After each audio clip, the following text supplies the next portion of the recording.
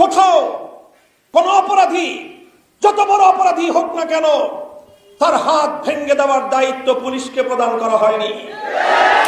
যাবজ্জীবন কারাদণ্ড দেবে, কিন্তু পুলিশকে কোন জনগণের হাত ভেঙে দেওয়ার অধিকার দেওয়া হয়নি। আমরা কোনো কিছুর মূল্যেই ভাস্কর্য ইস্যু ভুলে যাব না। আজকের সম্মেলনে উপস্থিত সংগ্রামী সভাপতি, উপস্থিত প্রধান অতিথি আমির মজলিস সহ অন্যান্য কেন্দ্রীয় মহানগরী নেতৃবৃন্দ, সমবেত তৌহিদি জনতা, বাংলাদেশ খেলাফত মজলিস ঢাকা মহানগরীর সংগ্রামী দায়িত্বশীল কর্মীবৃন্দ, সংক্ষিপ্ত সময়ে কয়েকটি কথা আমি আজকের এই উপস্থিতি এবং মিডিয়ার মাধ্যমে দেশ, জাতি, সরকার এবং প্রশাসনের কাছে তুলে ধরতে চাই।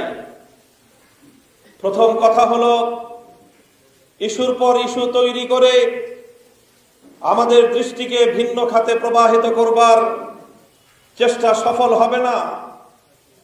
আমরা কোনো কিছুর মূল্যেই ভাস্কর্য ইস্যু ভুলে যাব না। মুসলমানদের দেশে, মসজিদের নগরীতে আপনারা যদি গায়ের জোরে বন্দুকের নল দিয়ে ভাস্কর্য স্থাপন করার ইসলাম বিরোধী এই সিদ্ধান্তে যদি আপনারা অটল থাকেন, আমরা আবার বলছি, আমরা সর্বশেষ সময় পর্যন্ত ধৈর্য ধারণ করব। দেশের জনগণের জানমালের নিরাপত্তাকে আমরা অগ্রাধিকার দিব। আমরা কখনোই হঠকারী হয়ে আইন শৃঙ্খলা নিজের হাতে তুলে নেব না। কিন্তু ইসলাম বিরোধী অপতৎপরতার কারণে এদেশের ইসলাম প্রেমী জনতার সঙ্গে সরকারের স্থায়ী বৈরিতার সম্পর্ক তৈরি হবে। আপনারা এদেশের ইসলাম প্রিয় জনতার ম্যান্ডেট চান কি চান না, এটা আপনাদেরকে সিদ্ধান্ত গ্রহণ করতে হবে।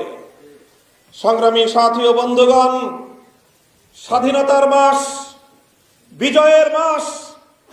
আজ এই বিজয়ের মাসে স্বাধীন সার্বভৌম বাংলার এ মাটিতে দাঁড়িয়ে আজকে বারবার নিজের বিবেককে জিজ্ঞাসা করতে মনে চায়, আমরা কোন স্বাধীন দেশের স্বাধীন নাগরিক? আমরা কি স্বাধীন দেশের স্বাধীনভাবে বসবাস করবার সুযোগটুকু পাচ্ছি? যদি আমরা স্বাধীন নাগরিক হই, তাহলে আজকে প্রজাতন্ত্রের একজন দায়িত্বশীল হয়ে আইনের পোশাক পরিধান করে একজন এসপি কিভাবে আমাদেরকে হুমকি প্রদান করেন হাত ভেঙে দেওয়া। আমি যতটুকু সংবিধান পড়েছি, বাংলাদেশের আইন পড়েছি, এদেশের প্রচলিত সকল রাষ্ট্র ব্যবস্থার প্রতিটি নিয়ম কানুন আমরা অধ্যয়ন করেছি।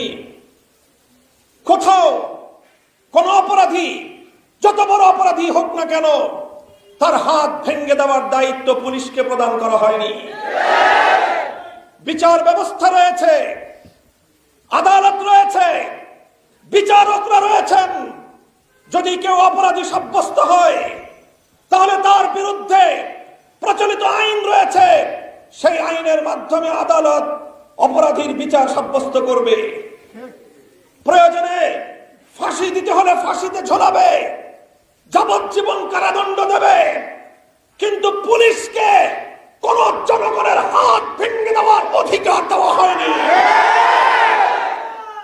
জনসম্মুখে যিনি হাত ভেঙে দেওয়ার হুমকি দেন, স্পষ্ট ভাষায় বলতে চাই, তিনি বিচার ব্যবস্থার প্রতি বৃদ্ধাঙ্গুলি প্রদর্শন করেছেন।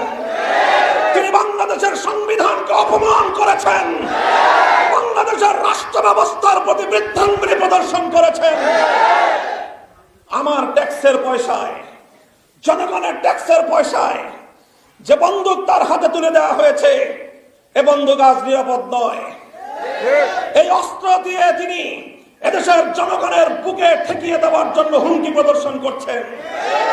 স্পষ্ট ভাষায় দাবি তুলতে চাই, আদালতের কাছে আমরা দাবি তুলতে চাই, সেই কুষ্টিয়ার বিতর্কিত এসপি সাহেবকে বরখাস্ত করতে হবে, বরখাস্ত করতে হবে।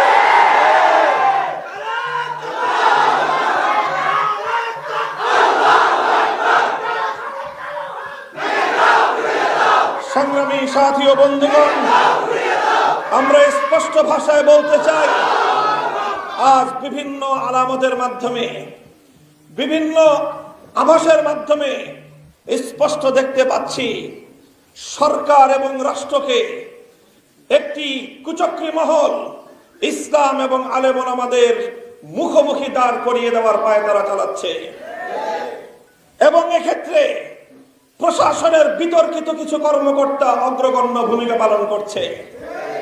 আর দুর্ভাগ্যজনকভাবে আমাদের আলেম সমাজ থেকে লেবাসধারী কিছু মুনাফিকের গোষ্ঠী, তারা সেই অপচক্রের সাথে হাতে হাত মিলিয়ে এদেশের আলেম সমাজের সাথে সরকারের সংঘাত এবং যুদ্ধ বাঁধিয়ে দেওয়ার জন্য ঘৃণ্য অপতৎপরতা চালাচ্ছে। আমরা আমাদের দেশের জনগণকে, ওলামায়ে কেরামকে, ছাত্র জনতাকে, আমাদের রাজনৈতিক নেতা কর্মীদেরকে শেষ মুহূর্ত পর্যন্ত ধৈর্যের সাথে পরিস্থিতি মোকাবেলা করবার নির্দেশনা জারি করছি।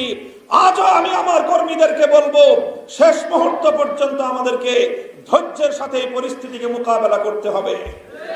সরকারকে বলবো, সরকারের নীতি নির্ধারণী মহলকে বলবো, আপনারা প্রশাসনের মধ্যে ঘাপটি মেরে বসে থাকা দেশ বিরোধী সরকার এবং রাষ্ট্র বিরোধী সেই কুচক্রী মহলকে চিহ্নিত করে ব্যবস্থা গ্রহণ করুন, অন্যথায় পরিস্থিতি সামাল দিতে পারবেন না। আমার মাহফিল গুলোকে বন্ধ করে দিচ্ছেন, 144 ধারা জারি করে আমার বাক স্বাধীনতা, সংবিধান সম্মত অধিকার হরণ করছেন। বলতে চাই, এভাবে টুটি চেপে কোন হকের আওয়াজকে হত্যা করতে পারবেন না। একজনের কণ্ঠ স্তব্ধ করলে লক্ষ কণ্ঠ উচ্চারিত হবে। স্বৈরাচারী পাকিস্তানি গোষ্ঠী 71 সালে বঙ্গবন্ধুকে গ্রেফতার করে তার কণ্ঠ স্তব্ধ করতে পারেনি। আজ আমাকে আপনারা গ্রেফতার করতে পারবেন, আমাদের কণ্ঠকে স্তব্ধ করতে পারবেন না।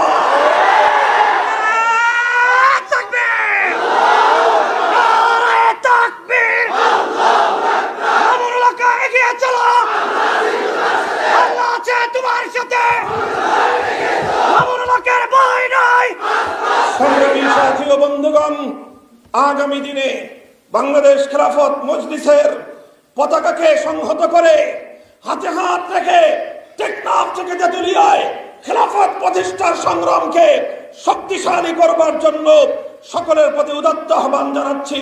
প্রস্তুত থাকবেন তো ইনশাআল্লাহ? আল্লাহ পাক কবুল করুন। নাসরুম মিনাল্লাহি ওয়া ফাতহুন করিব। ওয়াসসালামু আলাইকুম ওয়া রাহমাতুল্লাহ।